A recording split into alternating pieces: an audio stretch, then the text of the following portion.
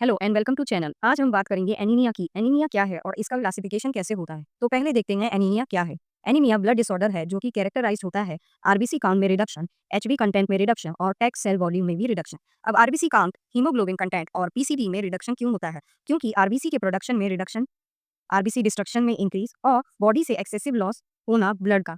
ये सारे incidents cause करते हैं या तो इनहेरिटेंट डिसऑर्डर्स या एनवायरमेंटल इन्फ्लुएंस जैसे कि न्यूट्रिशनल प्रॉब्लम, इन्फेक्शन और एक्सपोजर टू ड्रग्स या टॉक्सिन्स में।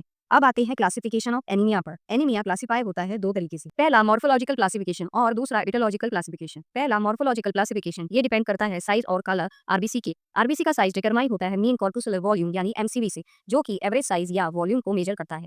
कलर डिटरमाइन होता है मीन कॉर्पुसुलर हीमोग्लोबिन कंसंट्रेशन या एमसीएचसी से, जो है कि एक आरबीसी के अंदर एवरेज हीमोग्लोबिन की क्वांटिटी को मेजर करता। इस मेथड से एनीमिया क्लासिफाई होता है चार टाइप्स में। पहला नॉर्मोसाइटिक नॉर्मोक्रोमिक एनीमिया, आरबीसी का साइज जो कि एमसीवी से और आरबीसी का कलर जो कि एमसीएचसी से डिटरमाइन होता है नॉर्मल होते हैं लेकिन आरबीसी नंबर लेस होते हैं। दूसरा मैक्रोसाइटिक नॉर्मोक्रोमिक एनीमिया, आरबीसी का साइज लार्जर होता है नॉर्मल कलर के साथ, आरबीसी काउंट लेस होता है। तीसरा मैक्रोसाइटिक हाइपोक्रोमिक एनीमिया, आरबीसी का साइज लार्जर है, एमसीएचसी लेस है, तो इसीलिए सेल्स पेल होते हैं क्योंकि लेस कलर होता है।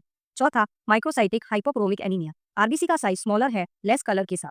दूसरी इटियोलॉजिकल क्लासिफिकेशन, इटियोलॉजी के बेसिस पर यानी कॉज और ओरिजिन के बेसिस पर एनीमिया डिवाइडेड होता है 5 टाइप्स में। Haemorrhagic anaemia, haemolytic anaemia, nutritional deficiency anaemia, aplastic anaemia, anaemia of chronic disease. एक एक करके डिस्कस करते हैं। पहला हेमरेजिक एनीमिया जो ब्लड लॉस की वजह से होता है। ये दो टाइप्स का होता है। पहला एक्यूट ब्लड लॉस, ये एकदम से होता है जैसे एक्सीडेंट या सर्जरी के बाद। दूसरा क्रोनिक ब्लड लॉस, ये धीरे धीरे होता है जैसे अल्सर्स, पाइल्स या हैवी मेंस्ट्रुअल ब्लीडिंग की वजह से। जब बॉडी के आरबीसी इतनी रैपिडली लूज हो जाते हैं कि बोन मैरो इन्हें रिप्लेस नहीं कर पाती, तब ये एनीमिया में रिजल्ट करता है। दूसरा हीमोलाइटिक एनीमिया, जो तब होता है जब आरबीसीज एक्सपेक्टेड लाइफ स्पैन से पहले ही डिस्ट्रॉय हो जाती हैं। इसके कॉजेज हैं इनहेरिटेंट डिसऑर्डर्स जिसमें सिकल सेल एनीमिया और थैलीसीमिया शामिल हैं। नेक्स्ट ऑटो इम्यून कंडीशंस जिसमें इम्यून सिस्टम गलती से आरबीसीज को अटैक करता है।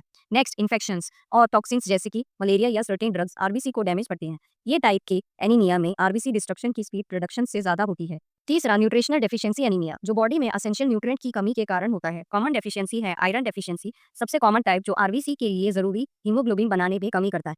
नेक्स्ट विटामिन बी 12 डेफिशिएंसी, जिसमें नर्व्स और आरबीसी दोनों इफेक्टेड होते हैं। फोलेट डेफिशिएंसी, ये सेल्स की प्रॉपर ग्रोथ और डेवलपमेंट में प्रॉब्लम करता है। ये डेफिशिएंसी ज्यादातर पुअर डाइट, माल एब्जॉर्प्शन या प्रेगनेंसी की वजह से होती है।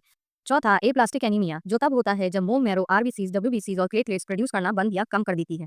इसका कॉज हो सकता है ऑटो इम्यून कंडीशंस जिसमें बॉडी अपनी ही बोन मैरो सेल्स को अटैक करती है। नेक्स्ट रेडिएशन और केमिकल जैसे कि कीमोथेरेपी या toxins. Next certain infections, viral infection जैसे कि हेपेटाइटिस और एचआईवी भी इसका रीजन हो सकते हैं।